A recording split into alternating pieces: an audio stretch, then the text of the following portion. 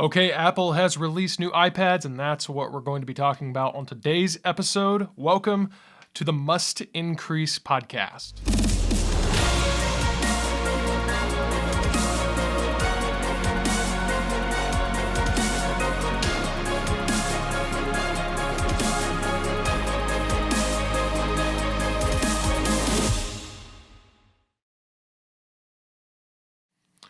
Well, hey there, and welcome back to the Must Increase podcast. Or if it's your first time joining us, we're glad you're here. We do hope you will subscribe to our YouTube channel or on Apple Podcasts, Spotify, wherever you listen to podcasts.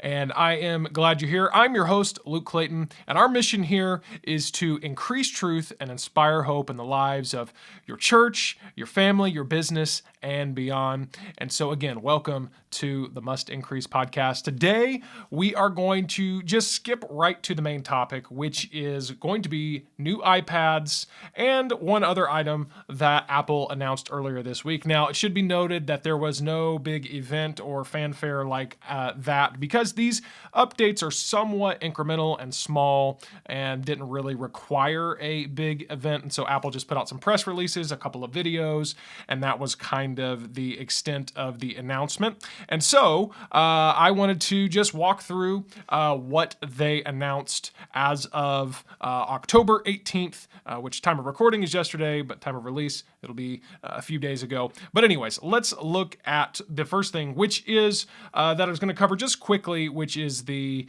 Apple TV 4K. Now, it was a little bit of a surprise to me that they have already updated the Apple TV. A lot of times there's 2 or 3 years in between updates, and they had just updated it last year. So to be honest with you, I'm a little bit upset about that because I got the 2021 version of last year of the Apple TV last year. And this is not a massive upgrade, but they have added a couple things. First of all, it's a little bit smaller. It's a little bit faster. It starts with more storage of 64 gigs, and then you have the 128 gig option. And the remote here, you can't see in this picture, but it actually has USB-C connectivity instead of Lightning, so you can charge it over USB-C. And also, the price is starting at $50 less than what it was before, and so it was starting at $179, if my math is right there. Now it starts at $129 for the Wi-Fi only, and if you do want Ethernet, that is one thing that they have changed, is that they've made it a little bit more if you want the Ethernet model, and it is a good idea to get the Ethernet model, simply to have the option to hardwire your internet connection so you're not reliant on your Wi-Fi signal. But that is the changes to Apple TV. And again, not a massive change or upgrade there. The biggest you can kind of tell the biggest goal here is they're trying to make the Apple TV, as far as the hardware, more affordable. When you compare it to what Google or Amazon is offering, Apple is much more expensive. I mean, Google and Amazon both have sub $100, even sub $50 options. And so this is just Apple taking a step to try to get a little bit closer to making their stuff more affordable and maybe more competitive in the TV market. So that was the Apple TV. Next, we will look at the new iPad, and this is the new iPad as far as just their base level iPad. Now, there is the biggest difference. I mean, this is a pretty big upgrade for this base level iPad because it goes with the all new, full screen design, no more home button. It's got different colors, and really, as we'll see here in a moment, it looks just like the iPad Air or even iPad Pro in terms of the overall layout and design of it. They've gone with the Touch ID now is on the top of the device. Like I said, they got rid of the home button, and so it's on the top of the device there. They've got it again completely designed. They've got this new keyboard they've added for it, and it's looks like a pretty good keyboard. Connects through a smart connector. It's a 2-piece keyboard. They had a video kind of explaining all of that, and then other than that, I mean, it's not a massive upgrade. I mean, yes, they went with the A14 Bionic chip, which is a step up from the previous model, but it should be noted this is not the latest of the A line of Bionic chips. I believe they're on the A16 now, which is in the iPhone 14 Pro, and so it's kind of 2 generations behind, I suppose, there. But again, this is we'll talk a little bit about maybe which one you should get here in a moment, but this is still going to be a great high performing iPad. They feature the Apple Pencil support, a few other things here. Again, we're not going to touch on everything because other than the design of the iPad, it is a pretty small upgrade design and speed. Like I said, with the little bit of a better processing chip, it does have 5G capabilities and upgraded Wi-Fi speed as far as Wi-Fi 6 there, and like I said, the just these different things. Again, we're not going to go through everything. Now, this is interesting. It's still now with the design change. You can't see it in these photos, but it did change to using the USB-C connector for charging and connectivity rather than Lightning.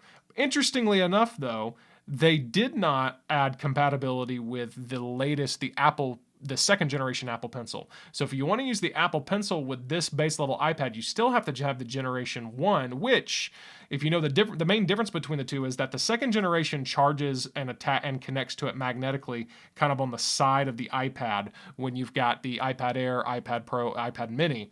However, this does not have that ability, so you've got to use that first generation iPad, which, if you take this little cap off on these first generation iPad Pencil, or Apple Pencils rather, there's a Lightning connector, and it's originally was designed to connect to the Lightning port on the iPad so that you could charge the pencil. Well, now that they don't have Lightning on the Lightning connector on the iPad in favor of USB-C, now you're going to have yet another little dongle adapter in order to charge your pencil. I think that is an interesting choice. I don't really, other than maybe just trying to cut cost, which I'm assuming that's what it was, I don't really understand why they just didn't add the second generation Apple Pencil support on this iPad. But anyways, that is, if you're looking for an iPad with a pencil, to me that would be a little bit of an annoyance there. But anyways, and then I said they have this new keyboard, so that's kind of cool. And they go on to talk a little bit more about the software and apps and things like that it does. Now,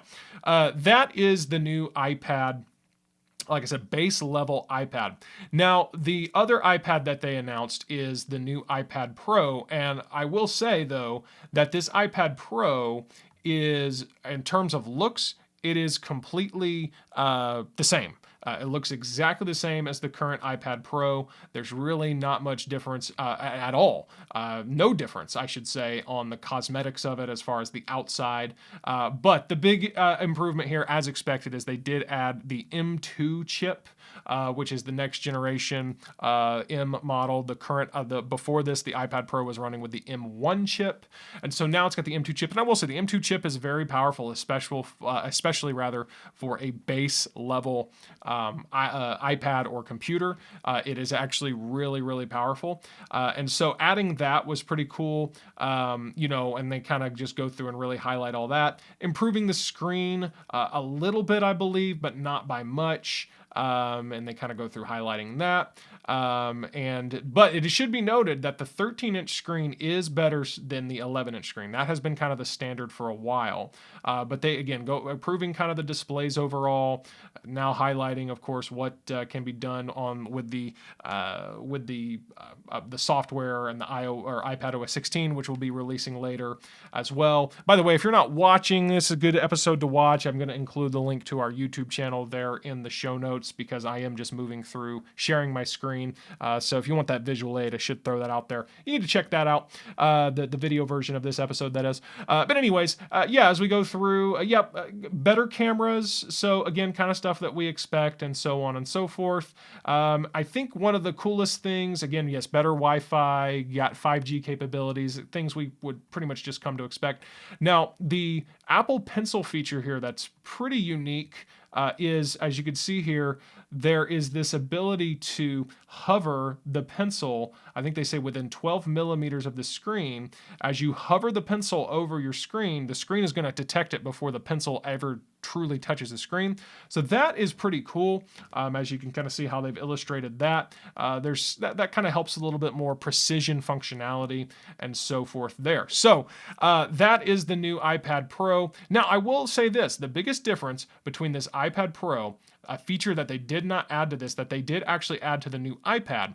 The new iPad's camera, front camera rather, is on the side now, which makes a lot of sense when you're using it because many times when you're using an iPad, especially with a keyboard, you're going to be using it in a landscape format. And so if you're on video calls or whatever, it makes a lot more sense to have that, as you can see, I'm zooming in on it there. If you're watching, that camera right there. They did not add this to the new, as you can see here you can't really tell in this photo in particular. I'm zooming in on it a little bit there. You can kind of make it out, but as you can tell, whether you can see it clearly or not, they did keep the camera in the top of the iPad, and so that's interesting that they didn't move it, but they only did that on the iPad, the new actual baseline iPad. So that's the one thing that this baseline iPad now has kind of up on as far as a better feature than all the other iPads. It does make a lot of sense to have that camera on the side, that front-facing camera on the side rather than the top, for when you're got turned sideways to use it for video calls. So let's just do a quick rundown. Now I want to compare these iPads quickly. And so I want to just do a quick rundown of everything. So first of all, as far as just comparing everything that they released new, and then I'm going to do some other comparisons as well. But again, we're just going to run through it quickly. Of course, there's the screen differences. You've got the 12.9 inch screen here, 11 inch, 10.9 inch. Now, in theory, these are the bodies of these iPads, the iPad Pro 11 inch and iPad 10th generation. In theory, they're the same size, but the iPad Pro just has slightly slimmer bezels, so technically it is an 11-inch screen. Of course, you do see that the best screen is going to be still for the 12.9-inch iPad, and then the 11-inch has a better one than the 10.9-inch, obviously, as expected. Yes, the 12.9 and the 11-inch iPad both have the M2 chip. Again, that's a very powerful iPad. I mean, speed and processing performance-wise, it is going to blow away this 10th generation iPad. Better cameras on the iPad Pro models, better cameras in terms of the front-facing camera and the back camera. Again, it is nice that the front-facing camera on the 10th generation is on the side. That makes a lot of sense, but it wouldn't be a deal breaker for me necessarily. And then, you see the ultra-wide cameras available on the iPad Pro, whereas so you've got two cameras on the iPad Pro as opposed to just one rear-facing camera on the new iPad base level iPad. 5G connectivity across the board. Face ID is kind of your how you unlock the iPad on the iPad Pro models. Touch ID on that top button is how you unlock it on your 10th generation. Storage on the Pros does go up to 2 terabytes, whereas you can only get 256 max on the base level iPad. And yes, works with 2nd generation Apple Pencils for the iPad Pro, and still the 1st generation for the 10th generation iPad. And they've got the keyboard folio that works for the iPad Pro models, and then this new Magic Keyboard folio for the iPad base model. And there's some other things we won't quite go through, but that's just comparing the new models that they've released. Now, let's talk quickly about this size, because now, interestingly enough, this is the first time that Apple is now offering 3 unique iPads in the same general size and form factor. So again, this 11-inch Pro does a lot to does just a little bit more to reduce the bezel size. So technically, when you go measure it diagonally, it's a full 11 inches, whereas the iPad Air 5th generation, which came out, the latest version of that, I believe it came out in this past spring, and then so that one, and then the iPad 10th generation, which again was also released earlier this week,